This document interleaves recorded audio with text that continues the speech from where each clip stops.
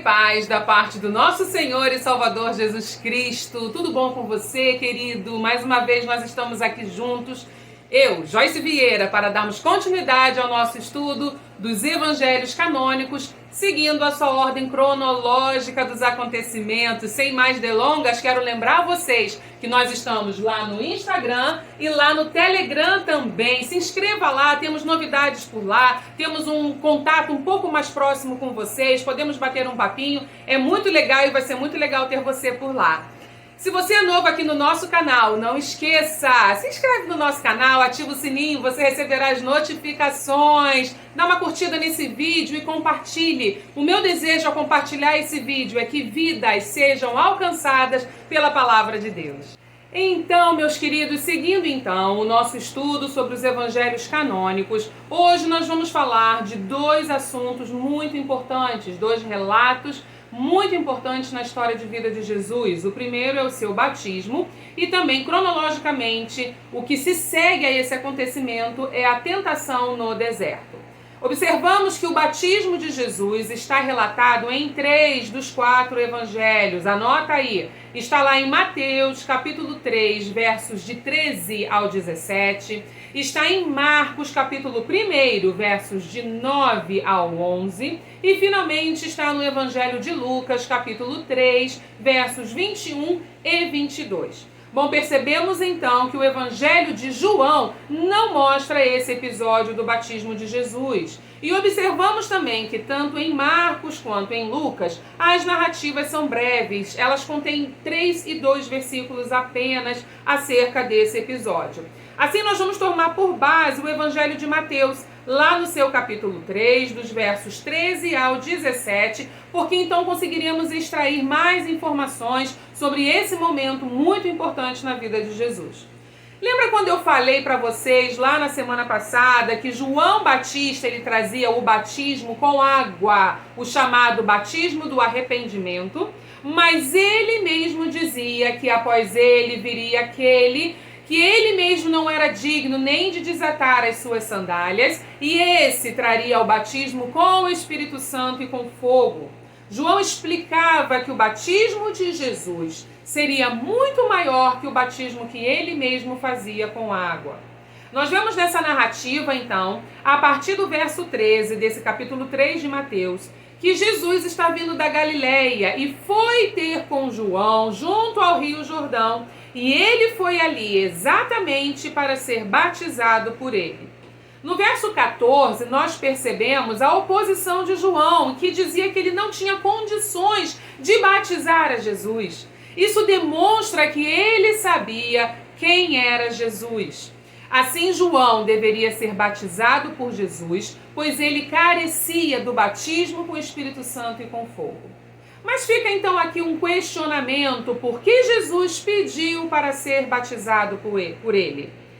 Por certo, não foi porque Jesus estava se arrependendo de algum pecado, porque o nosso Senhor não era pecador, ele jamais pecou. Jesus é Deus, ele é divino.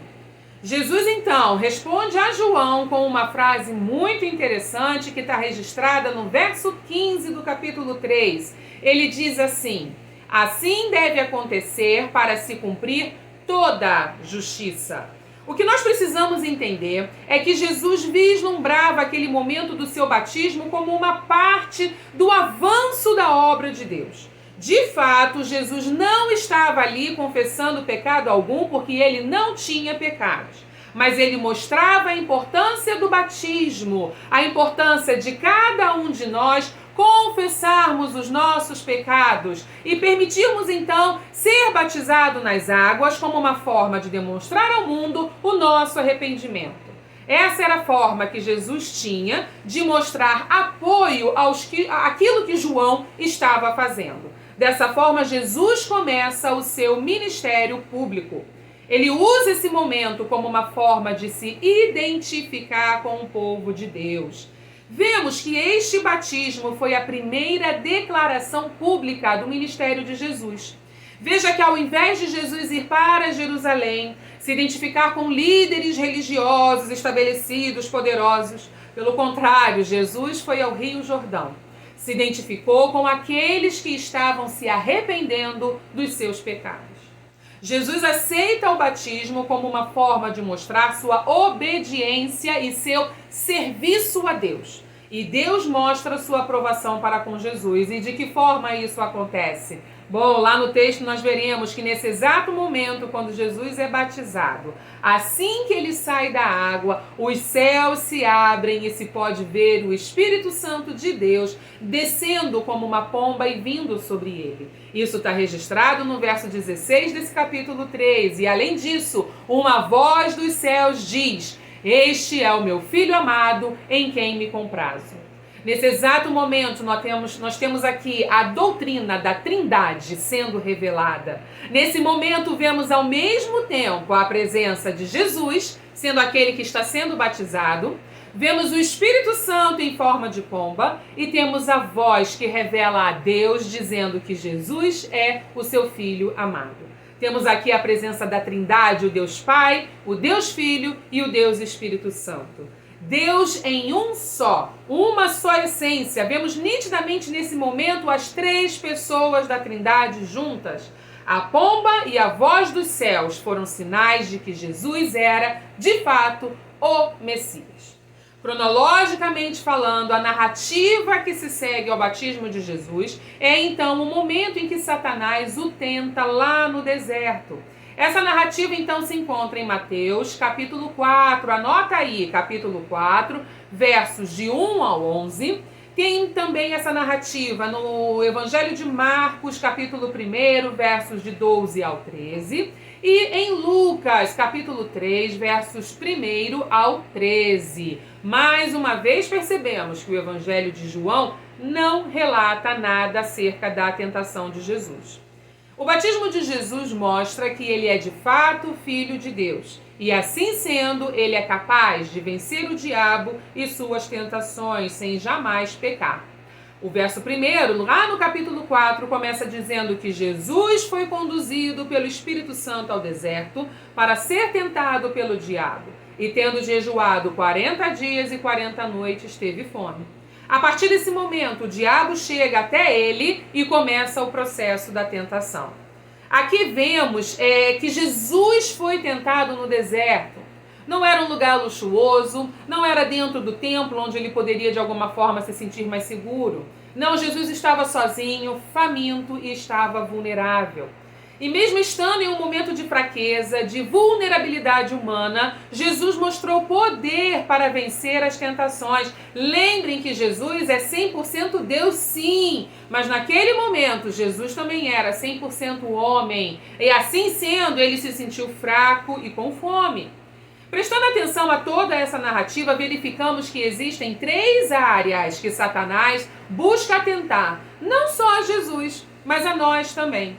A primeira área que podemos falar é com relação às necessidades e desejos físicos. Depois vemos a tentação em cima da questão das posses, do poder. Por fim, vemos a tentação relacionada à soberba. Ainda assim, Jesus não cedeu à voz do tentador e prosseguiu o seu ministério sem pecado algum. Percebemos que o diabo inicia colocando dúvida no coração de Jesus. E logo no início do seu diálogo ele diz assim, isso está registrado lá no verso 3. Se tu és filho de Deus. Olha a condição aí, esse se colocando dúvida, gerando questionamento. Ele coloca uma dúvida, ele coloca um se. Jesus conhecia muito bem as Escrituras e então ele usa as Escrituras para rebater toda acusação e tentação do diabo. E assim Jesus diz, está escrito. Percebemos que conhecer as Escrituras bem e também obedecer a mensagem nela contida é crucial, é fundamental para que possamos viver uma vida com confiança no nosso Senhor. Satanás segue levando a Jesus à cidade santa e coloca sobre um pináculo do templo. Isso está lá descrito no verso 5, capítulo 4 de Mateus. Lembremos que o templo era o local religioso dos judeus. Lembra quando eu contei para vocês que Herodes reconstruiu o templo com a intenção de conquistar a confiança dos judeus? Pois bem, Herodes faz uma construção majestosa, imponente. Dessa forma, o templo era uma construção de grande altura e o pináculo, a região mais alta dali. Por isso Jesus conseguia ver toda a cidade de Jerusalém atrás de si e à sua frente estava a grande extensão da nação em si. E mais uma vez o diabo coloca dúvida no coração de Jesus, ou tenta colocar. Se tu és filho de Deus, lança-te daqui, e completa dizendo, está escrito. Perceba, o diabo também começa a usar as escrituras para argumentar com Jesus, porque Satanás conhece as escrituras, mas ele não as pratica. Mais uma vez, Jesus rebate a tentação de Satanás dizendo, também está escrito, não tentarás o Senhor teu Deus. Bom, lá no verso 8, Satanás transporta Jesus a um monte muito alto e mostra-lhe todos os reinos do mundo e a glória deles. E ele assegura que ele tem poder para dar tudo isso a Jesus se tão somente Jesus se prostrar e adorar a ele. Mas como que o diabo poderia oferecer algo para Jesus que não pertencia a ele? Não foi o mundo criado por Deus e tudo que há no mundo não pertence a Deus? Sim, isso é verdade. Mas com a entrada do pecado no mundo através de Adão e toda a iniquidade da humanidade, o diabo tomou o controle temporário desse mundo. Em 1 João 5,19, a primeira carta de João, capítulo 5, verso 19, eu tenho aqui a nova versão internacional, que diz assim, sabemos que somos de Deus e que o mundo todo está sob o poder do maligno. Na João Ferreira de Almeida nós temos o mundo jaz no maligno. Em Lucas 4:6, exatamente relatando também esse episódio, a forma do relato está diferente, diz assim, e disse-lhe o diabo, dar-te-ei a ti todo este poder e sua glória, porque a mim me foi entregue, e eu dou a quem quero. Então o diabo está usando esse poder temporário para tentar a Jesus. Mas é nessa hora que Jesus repreende o diabo e mais uma vez ele afirma as escrituras e diz, ao Senhor teu Deus adorarás e só ele servirás. Assim Satanás o deixa e os anjos do Senhor chegam e servem a Jesus. Queridos, o diabo é um anjo caído. Ele se rebelou contra Deus. Ele é real, não pense que ele não existe. E ele trabalha constantemente contra os propósitos de Deus para a nossa vida. Precisamos estar atentos para as ciladas que ele pode nos apresentar. Nós vimos aqui nesse estudo de hoje que ele conhece muito bem as escrituras e pode inclusive usar falsos profetas para tentar nos enganar, distorcendo a verdade bíblica. Estejamos atentos, não abandonemos a leitura e o estudo constante da palavra de Deus, pois a palavra é que nos conduzirá para longe do tropeço. Assim eu encerro o estudo de hoje, recitando o Salmo 119, verso 105, que diz, lâmpada para meus pés é a tua palavra e luz para o meu caminho, porque isso sim está na Bíblia.